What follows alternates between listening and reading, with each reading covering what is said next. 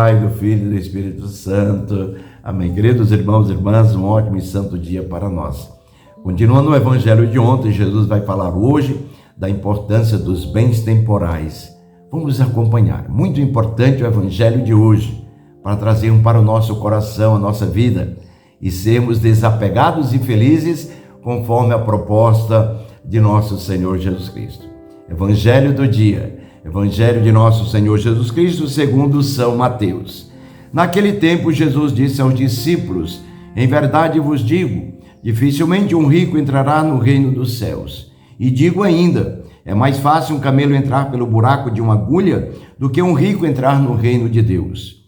Ouvindo isso, os discípulos ficaram muito espantados e perguntaram: então, quem pode ser salvo? Jesus olhou para eles e disse: para os homens isso é impossível, mas para Deus tudo é possível. Pedro tomou a palavra e disse a Jesus: vê, nós deixamos tudo e te seguimos. O que haveremos de receber? Jesus respondeu: em verdade vos digo, quando o mundo for renovado e o Filho do Homem se sentar no trono de sua glória, também vós que me seguistes havereis de sentar-vos em 12 tronos para julgar as 12 tribos de Israel.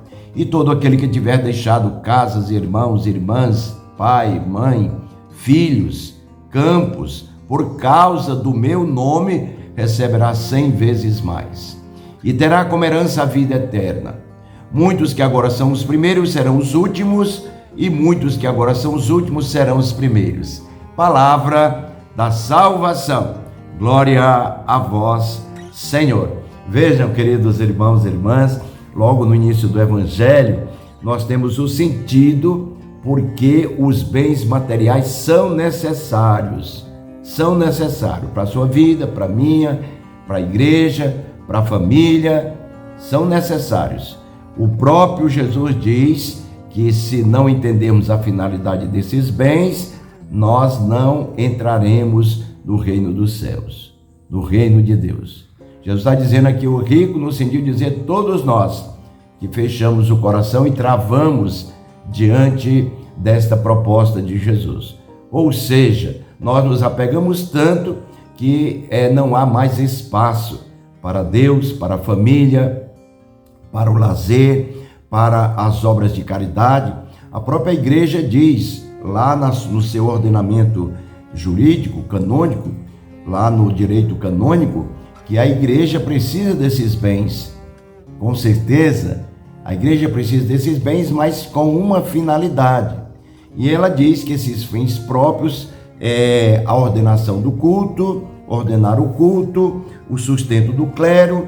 Depois diz também que é no sentido de exercer as obras do Sagrado Apostolado e de caridade, de modo preferencialmente, especialmente em favor dos necessitados. Então a igreja diz claramente que os bens materiais são importantes, mas tem uma finalidade. Por isso que Jesus fala dessa maneira sobre aqueles que travam o coração e a vida para poder entender o seu anúncio. Quando Jesus diz dessa maneira, aqui fica claro no Evangelho, vejam, que os discípulos, ouvindo tudo isso, ficaram muito espantados. Ou seja, eles ainda não tinham entendido a verdadeira proposta dos bens materiais. Porque se dizia que antigamente, quanto mais fartura, quanto mais bens, mais eram abençoados por Deus. É evidente. Mas Jesus diz agora que essa bênção sobre esses materiais, sobre esses bens, tem uma finalidade. Como o próprio Pedro se interroga em nome de toda a comunidade. Então, Senhor, quem pode ser salvo? Veja, Jesus está dizendo que a possibilidade da salvação, a sua proposta, o seu anúncio é para todos, para todos. E a igreja diz que a finalidade de todo o seu direito, de todo o seu ordenamento, é a salvação das almas. Lá no último cânone, na última regra da igreja, a regra jurídica da igreja. Por isso que o evangelho de hoje nos chama essa atenção.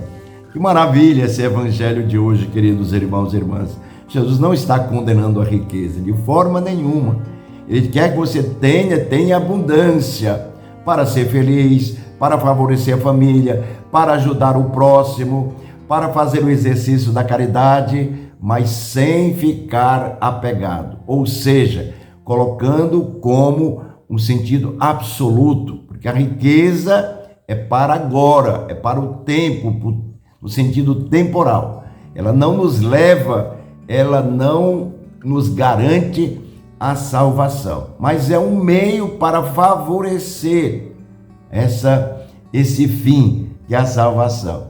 Que dia maravilhoso! E aí Jesus diz para Pedro: Pedro, minha comunidade e todos nós hoje, para Deus, o sentido de converter um coração, como o de Mateus, que era pegado, cobrador de impostos, que era pegado aos bens, depois se libertou de tudo isso e seguiu a Jesus. Jesus diz que para Deus, para os homens isso é impossível, mas para Deus tudo é possível. Então nós que seguimos ele, como ele diz lá no final do Evangelho, também vós que me seguistes, havereis de ganhar tudo aquilo que eu irei oferecer. E no final a vida eterna. Que maravilha! Você hoje procura ser o primeiro nesse sentido da evangelização, de seguir os passos de Jesus, e continuemos assim, para sermos sempre os primeiros, de últimos passar para os primeiros, e continuar sendo o primeiro, se esforçando nessa proposta de Jesus. Deus abençoe, muita fartura, muitos bens, mas com a finalidade de chegarmos todos à vida eterna. Em nome do Pai, do Filho e do Espírito Santo. Amém.